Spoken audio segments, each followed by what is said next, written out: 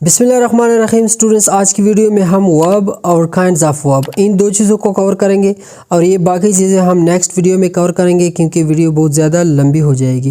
लेकिन इससे पहले मैं आपको एक चीज़ बता दूं कि ये वर्ब जो है ये बहुत इंपॉर्टेंट है और मैं बहुत आसान ही तरीके से मैं आपको इंशाल्लाह समझाऊँगा, आपका कंसेप्ट एकदम क्लियर हो जाएगा। तो शुरू करते हैं, बढ़ते हैं वीडियो की तरफ। तो बेसिकली वर्ब हमारे पास है क्या, मिसाल के तौर पर a word that shows an action, वो लफ्ज़ जो कोई एक्शन शो करता है, और एग्जिस्टेंस या कोई मौजूदगी शो करता है, या हालत शो करता है, स्टेट शो करता है, या पोजेशन या मलकियत शो करता है।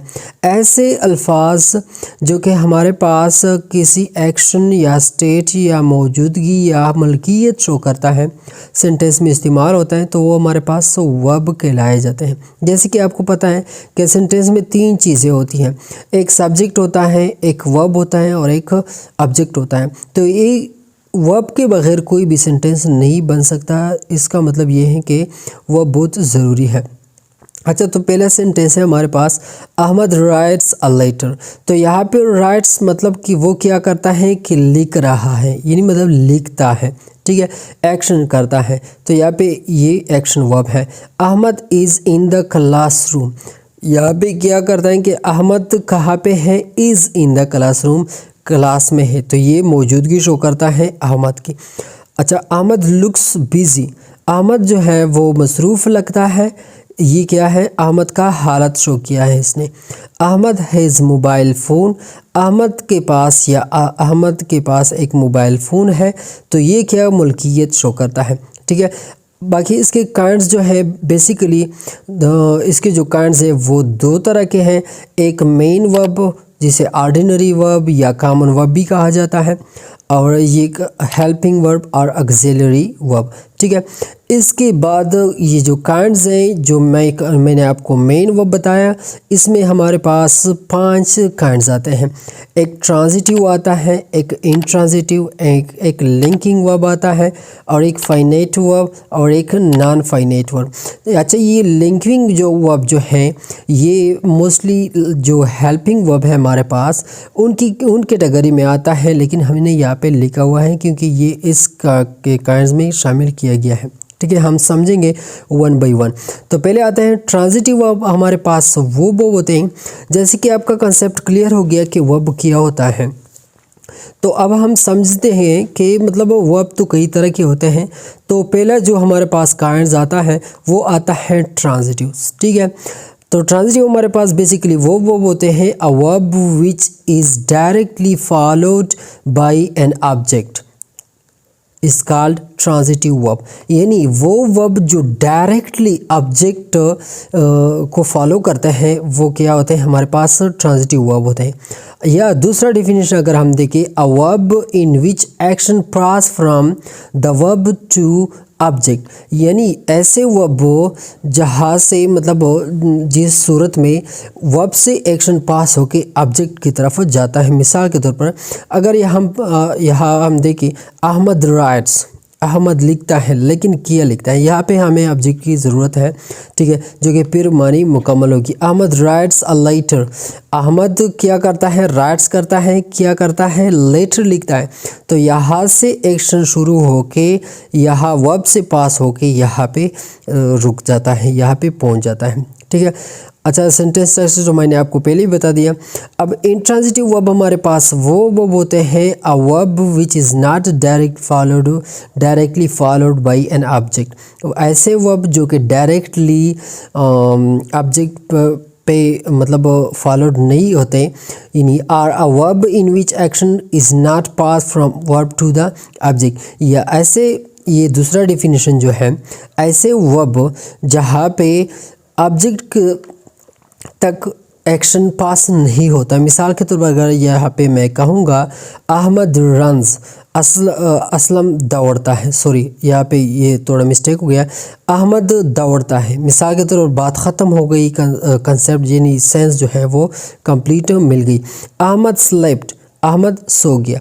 अच्छा, इसमें कंपैरिजन जो है मिसाल के तौर पर या अगर हम देखें तो इसमें ये जो है ये सब्जेक्ट है, ये हमारे पास क्या है वर्ब है, और ये क्या है हमारे पास ऑब्जेक्ट है।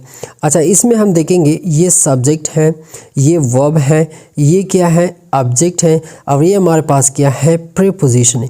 मतलब ये हुआ कि ये जो किक है ये डायरेक्टली पास होके ऑब्जेक्ट की तरफ गया, लेकिन यहाँ पे ये ऐसा सूरत हाल है कि जहाँ पे डायरेक्टली एक्शन पास नहीं होता, लेकिन इससे पहले हमने क्या करना होगा, कोई प्रीपोजिशन वगैरह लगाना होगा। लेकिन एक्शन को पास करने के लिए यानी ऑब्जेक्ट तक एक्शन ले जाने के लिए हमने कोई प्रीपोजिशन वगैरह चीज़ को लगाना होगा, यही भी डिफरेंस है। अच्छा, इसके बाद हमारे पास जो लिंकिंग वर्ब आते हैं, लिंकिंग वर्ब वो वर्ब होते हैं कि मिसाल के तौर पर आपने हेल्पिंग वर्ब का नाम सुना होगा, बाद में मैं आपको बताने वाला हूँ, मैं आपको समझाने वाला भी हूँ कि हेल्पिंग वर्ब जब भी एज अ मेन वर्ब इस्तेमाल होता है तो उस सूरत में हेल्पिंग वर्ब को लिंकिंग वर्ब कहा जाता है। यानी मेनली जो हेल्पिंग वर्ब होते हैं हमारे पास वो मेन वर्ब के साथ इस्तेमाल होते हैं, लेकिन अगर मेन वर्ब सेंटेंस में नहीं है और helping verb as a main verb इस्तेमाल हुआ है तो उस सूरत में ये फिर ये क्या होगा, लिंकिंग वर्ब कहलाया जाएगा। ठीक है। इसके बाद फाइनाइट वर्ब हमारे पास वो वर्ब होते हैं जो कि पार्टिकुलर सब्जेक्ट के साथ हम उसे लगा सकते हैं और उनके साथ एग्री होते हैं। मिसाल के तौर पर अगर कोई सब्जेक्ट सिंगुलर है तो हमने सिंगुलर वर्ब ही लगाना होगा, या अगर कोई सब्जेक्ट प्लूरल है तो हमने प्लूरल वर्ब ही लगाना होगा। अब ना तो हम ऐसा कर सकते हैं कि अली आर, अली के साथ ना तो हम आर लगा सकते हैं, इसका मतलब कि ये आर जो है ये हमारे पास क्या है, फाइनाइट वर्ब है। ना हम इस तरह कर सकते हैं कि दे इज़ को हम दे के साथ नहीं इस्तेमाल कर सकते, इसका मतलब ये है कि ये जो इज़ है ये फाइनाइट वर्ब है, ये मतलब स्पेसिफिक या पर्टिकुलर सब्जेक्ट के साथ लगता है। ठीक है। इनफाइनाइट वर्ब हमारे पास वो वर्ब होते हैं कि वो हम सिंगुलर या प्लूरल हर किस्म सब्जेक्ट की तरह के साथ हम उनसे लगा सकते हैं। मिसाल के तौर पर मैं कहता हूँ कि Ali be active, Ali be active, तो ये बी जो है हमारे पास एक तरह की वर्ब है।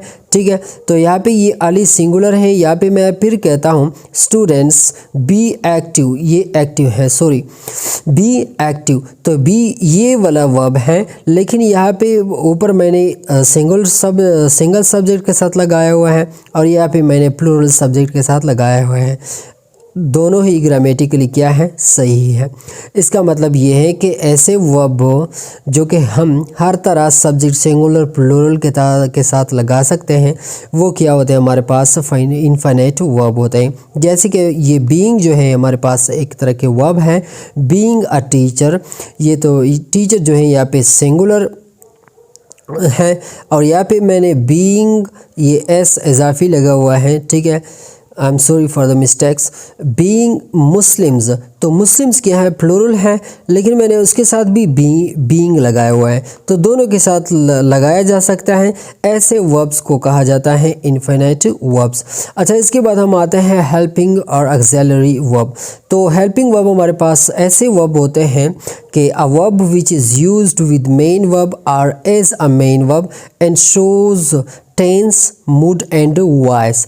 मिसाल के तौर पर ऐसे वर्ब जो मेन वर्ब के साथ यूज़ होते हैं और हमें टेंस और मूड एक्सेट्रा बताते हैं। मिसाल के तौर पर मैं आपको समझाऊंगा कि ये क्या है, राइटिंग हमारे पास मेन वर्ब है और इसके साथ ये क्या लगा हुआ है, इज़ लगा हुआ है जो कि हेल्पिंग वर्ब है। सही है। अच्छा, तो ये यहाँ पे क्या होगा कि मिसाल के तौर पर ये इज़ लगाया गया है, तो इसने हमें बताया कि ये टेंस कौन सा है, प्रेजेंट कंटिन्यूस है। मिसाल के तौर पर ये इसके की जगह अगर मैं वाज लगाऊंगा, Aslam was writing a letter, तो ये टेंस का जो मूड होगा वो डायरेक्टली चेंज हो जाएगा पास्ट कंटिन्यूस की तरफ। ठीक है। तो ये बेसिकली जो हमारे पास हेल्पिंग वर्ब है और ऑक्सिलरी वर्ब है, ये हमें टेंस मूड और टेंस वगैरह बताते हैं। मिसाल के तौर पर अगर मैं इज़ जो है अगर मैं यहाँ पे ले आता हूँ तो ये क्या होगा, ये एक पॉजिटिव सेंटेंस है, तो ये क्या बन जाएगी, इंट्रोगेटिव सेंटेंस बन जाएगी। Is Aslam writing a letter, तो फिर ये मूड जो है वो चेंज हो जाएगी। ठीक है, Aslam is my friend, Islam is a my friend. तो यहाँ पे देखिए, जैसे मैंने आपको लिंकिंग वर्ब का बताया था, तो यहाँ पे कोई मेन वर्ब नहीं है। ठीक है, कोई मेन वर्ब नहीं है, तो यहाँ पे इज़ जो यूज़ हुआ है ये as a main verb use हुआ है। अब इस सूरत में इसको कहा जाता है लिंकिंग वर्ब। क्या कहा जाता है? Linking verb. अच्छा, इसके बाद जो हमारे पास हेल्पिंग वर्ब के बारे में आते हैं, आप तो खैर इसको जानते होंगे। ये हमारे पास बी वर्ब में आते हैं, इज़, एम, आर, वाज, वर। ये हमारे पास क्या आता है? डू एंड डज में आते हैं, डू, डज, डिड। और ये हैज़, हैज़, हैव, हेड एक नीचे है वो नहीं आया है यहाँ पे। ठीक है, ये अगर हम इसकी नेगेटिव कोई फॉर्म बनाएंगे तो ये इसी तरह बनेंगे। अगर हम उनकी कोई शॉर्ट फॉर्म बनाएंगे, कंट्रैक्शन जो कहा जाता है, तो ये फिर इस तरह बनेंगे, इज़न्ट, आम not, aren't, wasn't, weren't, don't, doesn't, didn't, hasn't, haven't, hadn't। तो फिर ये क्या हो गए? इसी तरह बनेंगे। बाकी जो चीज़ें थे वो हम इंशाल्लाह नेक्स्ट वीडियो में देखेंगे। तब तक के लिए अपना बहुत सारा ख्याल रखिएगा। सी यू इन नेक्स्ट वीडियो।